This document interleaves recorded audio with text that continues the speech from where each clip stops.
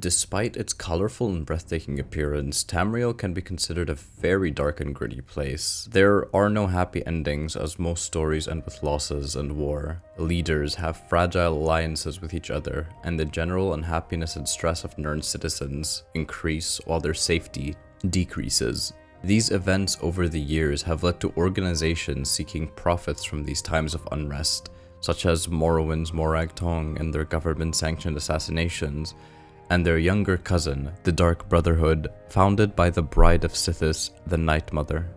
Although taking a more cult-like appearance, the Dark Brotherhood turned assassinations into more of a business than their competitors. But what if I told you that not everything has to be this dark? Enter stage left, our main character, a bard that only wants to spread peace and love throughout the land of Skyrim. Never has he wanted to hurt a soul, and all he wishes is to bring joy and laughter to the people of Skyrim. But there is most definitely one problem. He can't play any instrument.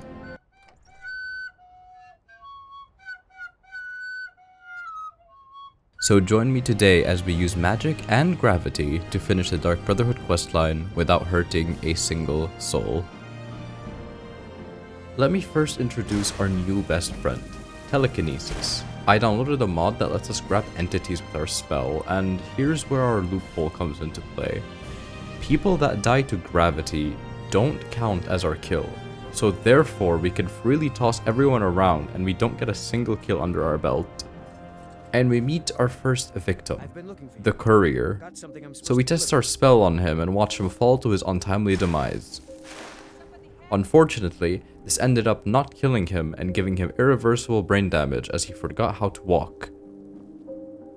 Nothing a little toss can't fix. Next, we visit our friend, Aventus, who has been praying to the Dark Brotherhood for an assassination. He thought we were a Dark Brotherhood assassin, but I'll have you know, I've never harmed a soul.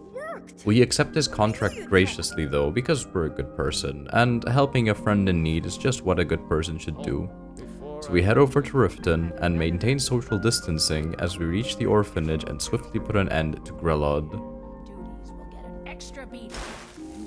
Personally, I don't think she stood a chance. As you can see here, a kill by gravity does not count as a kill by us. We played a farewell song to Grelod and the orphans before heading back to Windhelm and telling Aventus his arch-nemesis has been taken care of. I knew you could do it, I just knew it!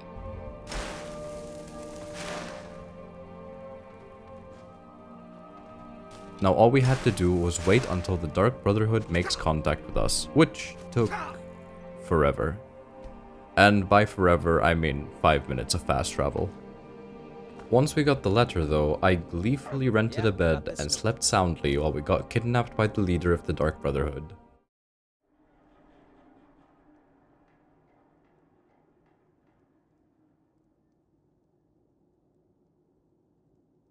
After coming to, we get told that we stole the contract from the Dark Brotherhood. And to be fair, that may be true. However, we weren't the one that killed the old lady, so we're entirely innocent. After finishing the customary Dark Brotherhood initiation, however, we head to the sanctuary to say hello to our new home. Being recruited into the Dark Brotherhood, our carnage can finally begin. Astrid gave us our new uniform that made us look slightly silly. She then told us to get to know Nazir, who will be the one to give us contracts. So we do just that, and he gives us 3 new contracts. The first being a Narfi, a beggar in Iverstead. And to be fair, he wasn't that hard. Just a quick toss made short work of him. Our next target took us to Dawnstar, where we were rudely interrupted by a courier yet again. I then grabbed the target and flawlessly gave her a gold medal worthy amount of airtime. Of course, that was our cue to get out of there as soon as possible. Looking to hire a boat?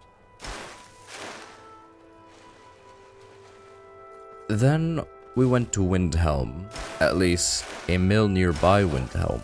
Enodius Papius was our target, and there was something that I forgot about him. He was protected. A protected NPC can only be killed by the player. That means no enemies can kill him, and gravity can't either. he can only die by our hands. I tried everything, drowning him, tossing him from unsurvivable heights, and then I gave up. So I took him over to Windhelm and tried getting the guards to kill him, which didn't work either. However, after using paralysis and tossing him up, he finally died, and we were allowed to go claim our reward.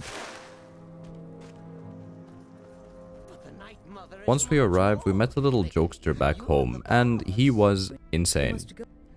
Astrid then got our attention and personally gave us our first contract. We collected payment from Nazir and made our way out to Markarth to make contact with our first client. Not before preventing one of the most controversial murder in Skyrim. I am the one who kills, Gravity. We make ourselves known to the client and she tells us to kill 2 targets. The first is Nilsine, who we make short work of.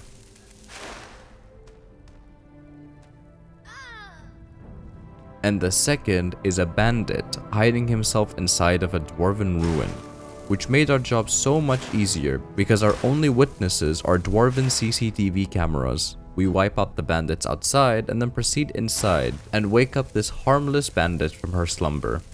We use our environment to kill her, which again doesn't count as our kill. We meet our target, which tried to give us a villain speech, but we just grabbed his friends and then gave him a proper death worthy of his status. Despite everything, our hands were still clean. Back in Markarth, Muiri gave us payment for a job well done. However, down in the sanctuary, something was brewing. Astrid didn't trust Cicero, the jester that joined us not too long ago. She asked us to spy on him by entering the Night Mother's coffin.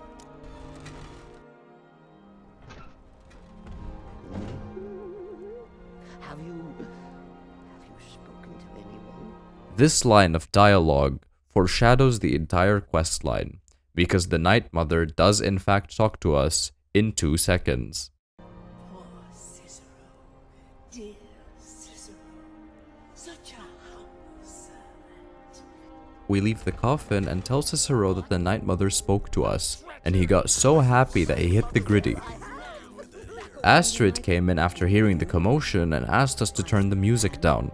We proceed to tell her about the Night Mother speaking to us. We told her that she told us to seek someone called Amon, but Astrid declined and said she didn't know what to make of this. In a bout of confusion, we hit up our friend Nazir for advice, and he told us to go and finish a couple of contracts. And we did just that.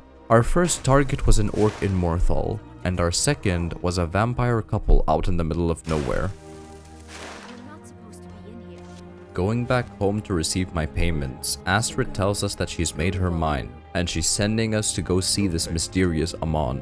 Naturally, we made our way to the murky tomb, and wove our way inside until we met our client. You've come.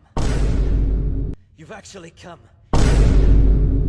And little did we know that this client was going to give us our biggest contract yet. And the Emperor we shall hunt. As payment, he gave us a precious amulet, and upon handing it over to Astrid, she tells us to head over to Riften and learn more about it from Delvin Mallory. He tells us that it's an Elder Council amulet and buys it off us for a really high price. Of course, in this business, everything is really tiring, so I decided to go to Solitude and attend a wedding. Naturally, upon arrival, I decided to take the bride for a walk and show her the sights of the city. We had some s'mores, and then she accidentally tripped on the way out. We ran as fast as we could, and we returned home and told Astrid that we most definitely did nothing wrong in Solitude. She thankfully believes us and sends us to Gabriella to learn of a plan that she devised to help us reach our final goal. We had to kill one of the Emperor's personal soldiers and replace a letter on him with a forged letter that we made. Of course, I failed to realize that upon arrival, they were still angry about the entire wedding situation. So I played them a little song. They didn't like it. While running out, I saw a schedule that told us where our target would be on different days of the week. Of course, now we had to escape so I decided a good idea would be to distract them with song and joy before taking our target with me.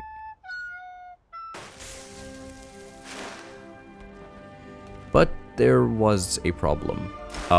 He was also protected, but this time my old trick didn't work. So, unfortunately, this meant we had to use the schedule we got and track him down before putting an end to him with our own hands.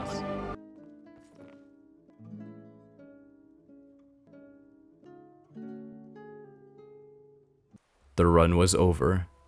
We had one kill. We told Gabriella of the horrible thing we did, and she paid us blood money. But there was a different matter at hand, one that was beyond moral judgment. Astrid tells us that Cicero went mad, and he hurt several people in the sanctuary before running out. I couldn't believe it. Not Cicero. So I went to his room to check if he left any clues behind. But there he was, safe and sound.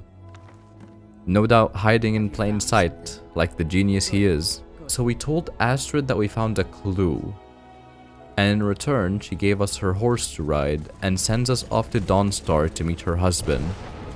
And we find him hurt outside the entrance. He told us that he followed Cicero all the way here and told us that he was inside the old sanctuary. So I gladly go inside and we clear it out relatively quick in this short montage where we throw ghosts and trolls around the room in an effort to get to Cicero faster. Yo, what's up, Flex fans? We're gonna check out the new Sanctuary. It's awesome. I think you're gonna love it. What?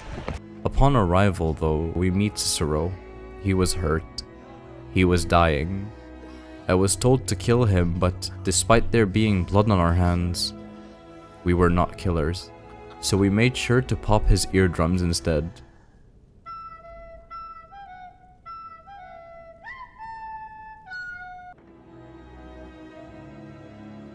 The final nail in the coffin was coming together. One last step before we strike at the heart. All we had to do was find a famous chef that was on his way to serve the Emperor and steal his identity. We were ready for our last big step. We were informed that the chef had an acquaintance in Markarth, so we went ahead and spoke to him in a calm and kind manner. He was cooperative, and that was the end of that. The chef was staying at an inn, which was located in a quite beautiful area, by the way. We went in and did our usual routine, but he fell off the bed accidentally, and then the voices just told me to hide the body. So that just leaves one thing, the final part of our contract.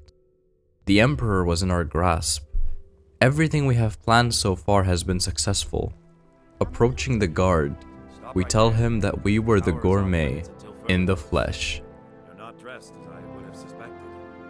You don't say. Quickly, we made our way to the kitchen in disguise. Thankfully, we were still undercover. We wear a chef's hat like all good chefs should, and flawlessly prepare this poisoned empty pot with our expert cooking skills. This has been going a little too smoothly. So in a bout of anxiety, I robbed all the food at the table until the Emperor took a bite of his own, and unfortunately, passed away. We took his clothes because they're pretty stylish. Of course, I knew it couldn't be that easy. On the way out, they claimed that they knew who we were, and the Emperor we killed was just a decoy. No, I was not about to let them take our new clothes away, so I had to fight. I took care of them quickly and rushed home as soon as I could. But before I knew it, I was too late. The Emperor's guards were already there and they were killing all of our former allies. I had to dispatch them all in the most painful way I could think of. I found Nazir eventually though, and tossed his new friend to the side so we could have grown-up talk. We needed a safe way to survive all of this. The sanctuary was crumbling right over our heads. Thankfully, however, our homegirl, the Night Mother, had our backs.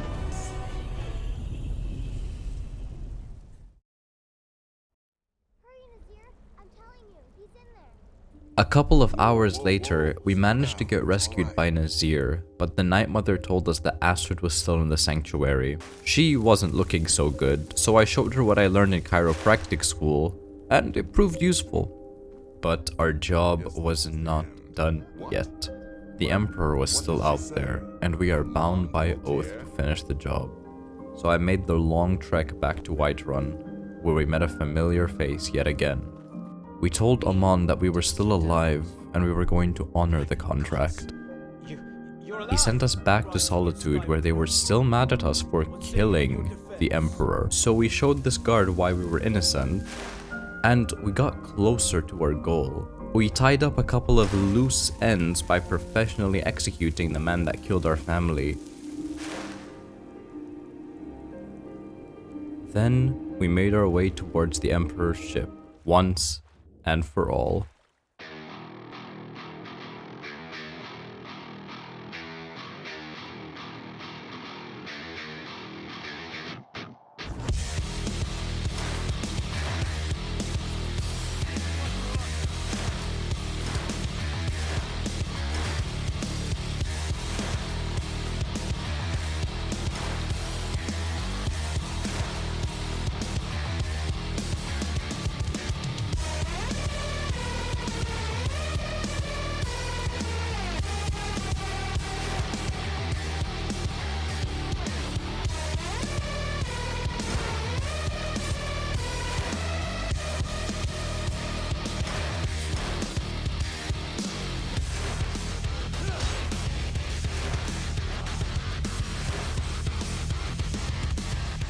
After clearing the ship, we stood face to face with the Emperor himself.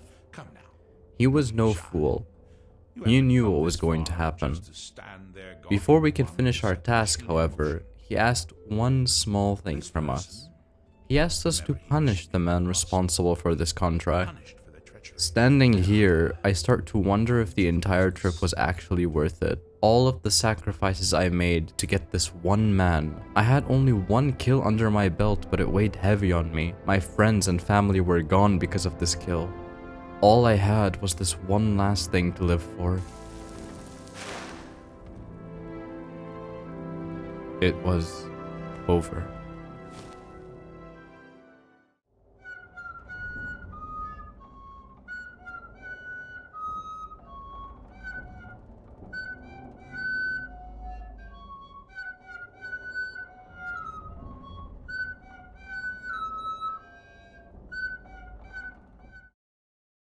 No, we still had one last thing to do. Hello, Amon. We told him that the Emperor is gone, and he was happy about the news. But of course, we knew that the Emperor was not our last contract. We were not paid for this, but the Dark Brotherhood will always honor requests. We throw him off the stairs and truly honor our final contract. Before he died though, Amon told us that the payment for our job well done is in Vollenrud, the dungeon we first met in. However, it seems like he hired security because a dysfunctional skeleton was following us around the entire time. Inside the urn, we find 20,000 gold, a quite decent payment for our recent endeavor. The skeleton didn't like us taking the gold though. Finally, we traveled to our new sanctuary and told Nazir that the job is over.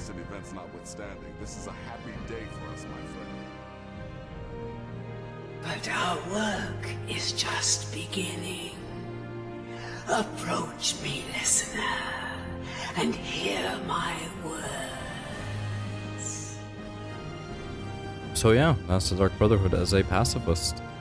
I mean, I guess it's not technically a pacifist run, but hey, according to the system, we only have one kill under our belt, and that's what counts as a pacifist.